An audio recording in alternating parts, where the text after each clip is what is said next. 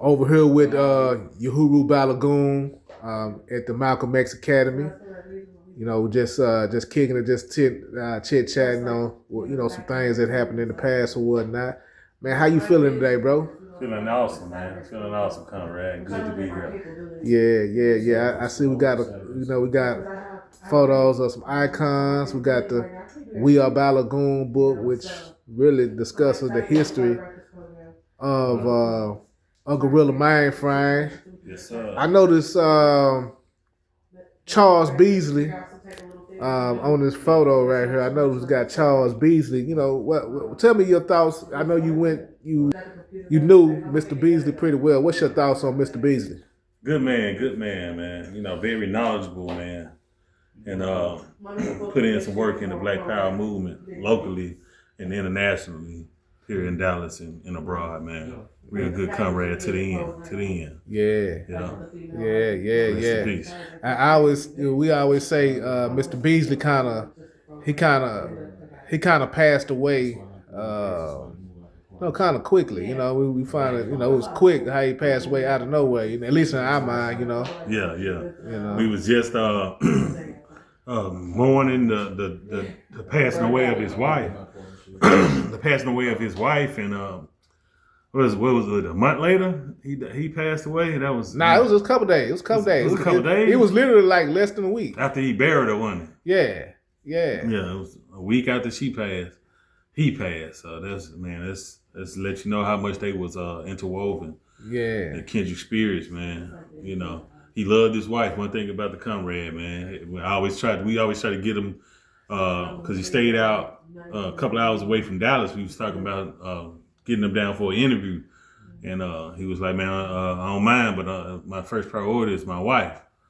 And we got the news that she passed away, and of course, we attended the funeral and paid our respects to his wife. And man, a week later, man, he was gone. So we never did get that chance to get him on film, even though we got pictures. He supported programs and our events and stuff like that, man.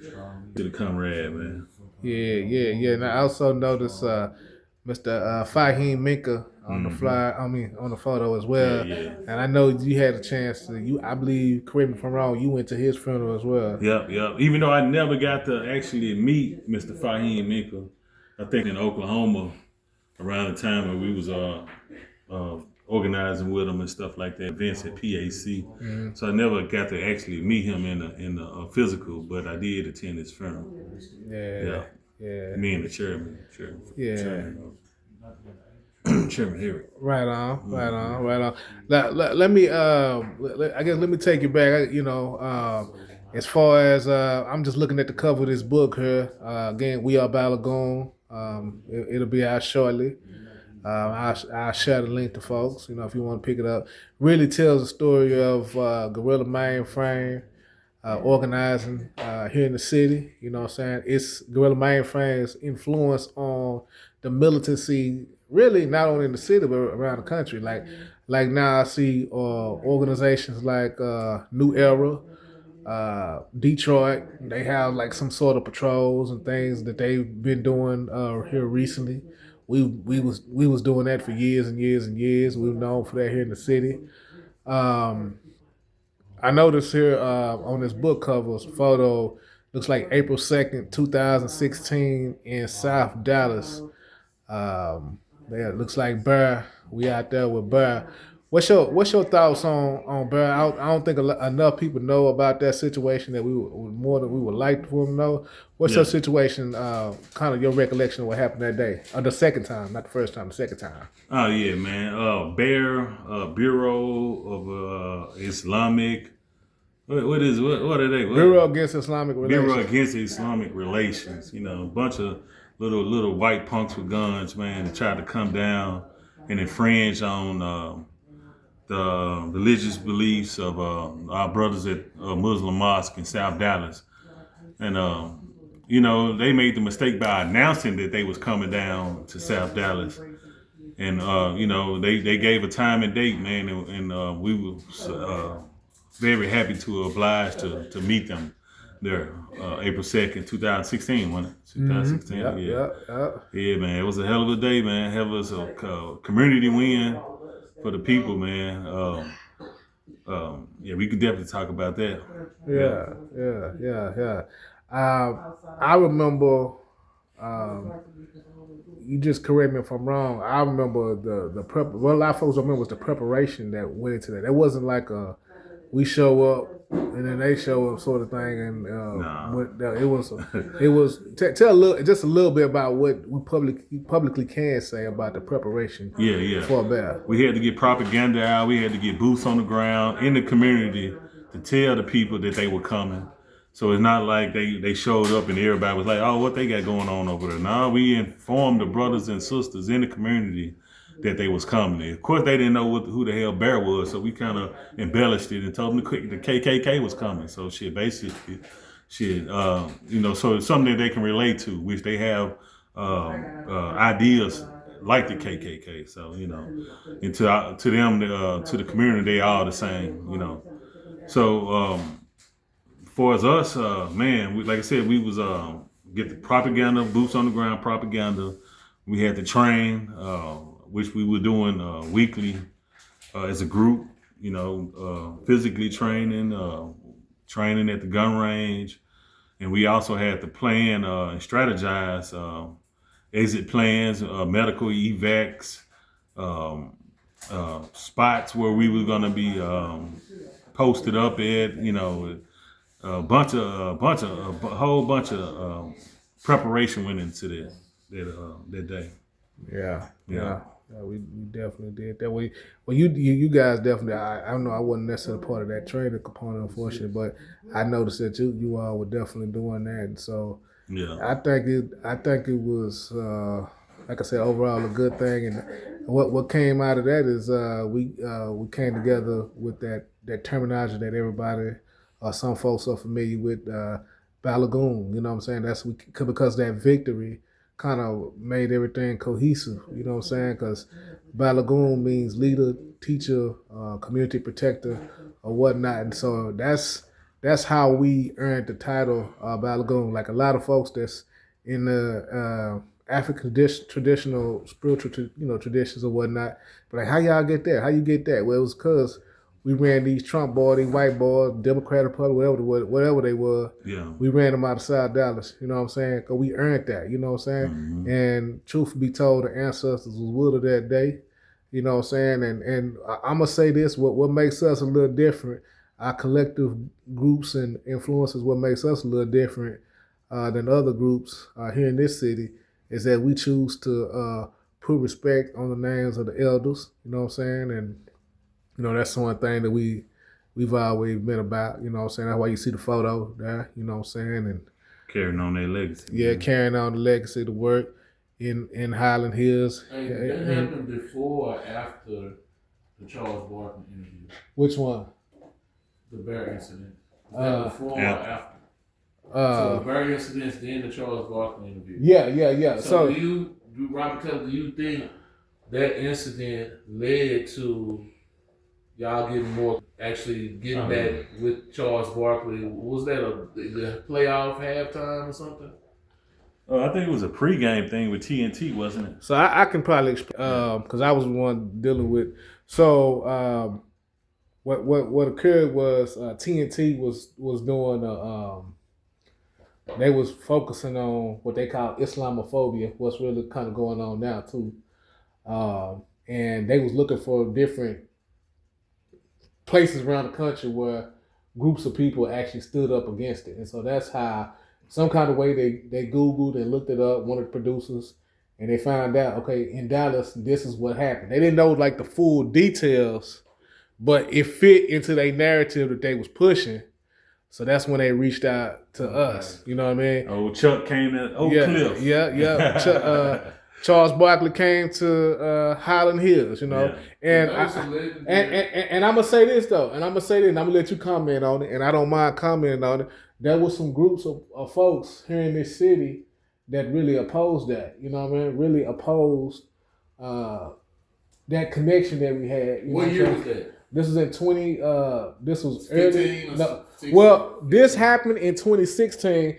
The interview with the situation with Charles Barkley and TNT occurred in January of 2017. Right. Yeah. Yeah, because I was still in the streets. Yeah. I met y'all in 2016. Yeah. I remember because, people might have been mad at it. Yeah. Real street niggas. I don't know if you want to put, like, real boss street niggas came to me and they was just like, man, do you know them niggas, that was, that Charles Barkley interview? I said, yeah, I know them niggas I fuck with. They're my comrade. They was like, man, you don't fuck with them niggas. Them niggas, this them niggas. Them niggas is them niggas. And I looked at my nigga. I was like, damn. You know what I'm saying? Because this nigga's a real boss ass nigga in the streets. You know what I'm saying? Like, really running shit. And he like, man, who is that nigga that talking about y'all fail? You know what I'm saying? It was like, them niggas is them niggas. And I said, oh, okay. You know what I'm saying? Because the streets came to me with that. So that was forget what they talking about. Man, the streets was respecting that. You know what I'm saying? Like, you know what I'm saying? Street niggas don't nobody know. You know what I'm saying? Like, it's really real. So that's what made me really look at y'all more. You know what I'm saying? I was just, you know what I'm saying? I'm from the streets. You know what I'm saying? I think differently, but you know what I'm saying? But, I said, I fuck with y'all, but I was like, it's on the outside looking in. You know what I'm saying? Because I ain't want to get y'all hot. I ain't want y'all to get me hot. You know what I'm saying? Yeah. But I let that go to be like y'all. You know what I'm saying? It's Dr. Marcus Russell right here, Tyler. Yeah. I did. I let that go. I said, man, if I want to hang with them niggas, I'm going to have to let that shit go. You know what I'm saying? I let that shit go. And the story started from there. I just let that shit go. And I followed that footstep. You know what I'm saying? Like, okay. So, you know what I'm saying? I still am who I am. You know what I'm saying? But, it was a great thing. It was a good thing for me. Yeah. To meet you brothers, it was a real great thing for me. Absolutely. Likewise. And so, we will obviously, we was able to be successful this day, and it was because of a gentleman like Uhuru Balogun, you know what I'm saying? And I'm glad to kind of get his perspective, and we want to give others perspective. And I'm gonna say this: some things that I may have wrote in this book, some folks may disagree with. This gentleman's mentioned, and he is as well. And so they may have some disagreements, and I'm gonna tell them publicly to say if there's any disagreements that you may have in this book. Your book? Yeah. I'm gonna say this. No, that's cool. I'm gonna say this though. If you got any disagreements, then just write your own version of it. You know what I'm saying? Because you got how many books does the original Black Panther Party got?